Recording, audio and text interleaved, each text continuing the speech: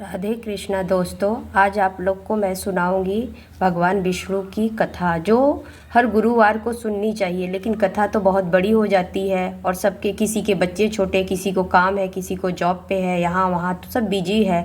तो ये 6 मिनट की ही 7 मिनट की कथा है और मैं सुना रही हूँ जो विष्णु भगवान ने ब्राह्मण देवता को जंगल में सुनाए थे। प्राचीन काल में एक बहुत ही निर्धन ब्राह्मण था। उसके कोई संतान नहीं थी। वह नित्य पूजा पाठ करता, परंतु उसकी स्त्री बहुत मलिनता के साथ रहती थी। न स्नान करती और न किसी देवता का पूजा पाठ करती। प्रातः उठते ही सर्वप्रथम भोजन करती, बाद में कोई अन्य कार्य करती। ब्राह्मण देवता बहुत दुखी रहते थे। पत्नी को बहुत समझाते, किंतु उसका कोई परिणाम नहीं निकलता। भगवान की कृपा से ब्राह्मण की स्त्री के कन्या उत्पन्न हुई। वह कन्या अपने पिता के घर में बड़ी होने लगी।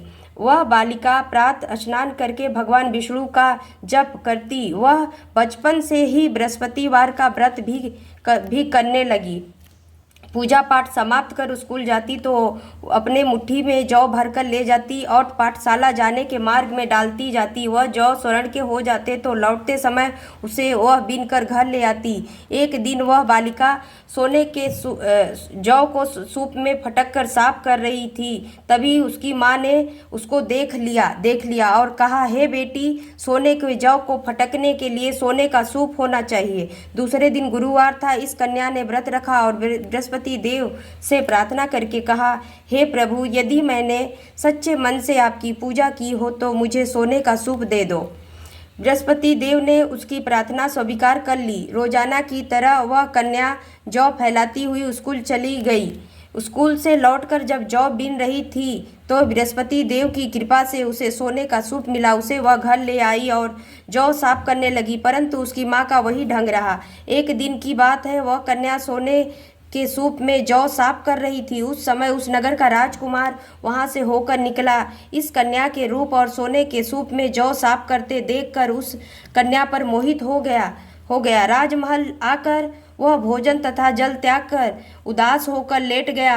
राजा को जब राजकुमार द्वारा अन्न जल त्यागने का समाचार ज्ञात हुआ तो अपने मंत्रियों के साथ वह अपने पुत्र के पास गए और बोले, हे बेटा, तुम्हें किस बात का कष्ट है? किसी ने अपमान किया है अथवा कोई और कारण है? मुझे बताओ, मैं वही करूँगा जिससे तुम्हें प्रशंसा हो। राजकुमार ने सभी अपनी पिता की बातों को सुनी तो वह बोले, मुझे आपकी कृपा से किसी बात का दुख नहीं है। किसी ने मेरा अपमान नहीं किया है, परंतु मैं उस लड़की के साथ विवाह करना चाहता हूँ जो सोने के सूप में जौ साफ कर रही थी। यह सुनी राजा आश्चर्य में पड़ गए और बोले, हे बेटा, इस तरह कन्या का पता तुम ही लगवाओ, मैं उसके साथ तुम्हारा विवाह अवश्य करवा दूंगा। राजकुमार ने राजा को उस लड़की के घर का पता बतलाया। मंत्री उस लड़की के घर गए और राजा का आदेश ब्राह्मण को सुनाया। कुछ ही दिन बाद ब्राह्मण की कन्या का विवाह राजकुमार के साथ संपन्न हो गया। कन्या के घर से जाते ही ब्राह्मण देवता के घर में पहले की भांति गरीबी का निवास हो गया। भोजन के लिए भी अन्न बड़ी मुश्किल से मिलता था। एक दिन दुखी होकर ब्राह्मण अपनी पुत्री से मिलने गए। बेटी ने पिता की दुख की अवस्था को देखा और अपनी माँ का समाचार पूछा। ब्राह्मण ने सभी हाल कहा। कन्या ने बहुत सा धन देकर पिता को विदा कर दिया। इस तरह ब्राह्मण का कुछ समय सुखपूर्वक व्यतीत हुआ। लेकिन कुछ ही दिन बाद फिर वही हाल हो गया।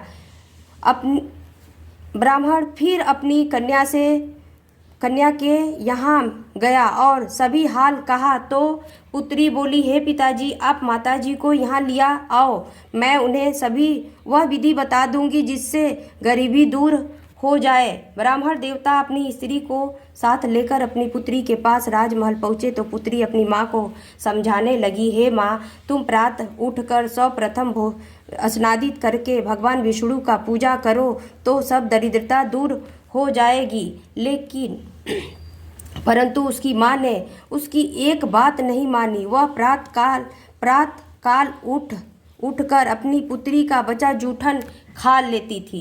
एक दिन उसकी पुत्री को बहुत गुस्सा आया।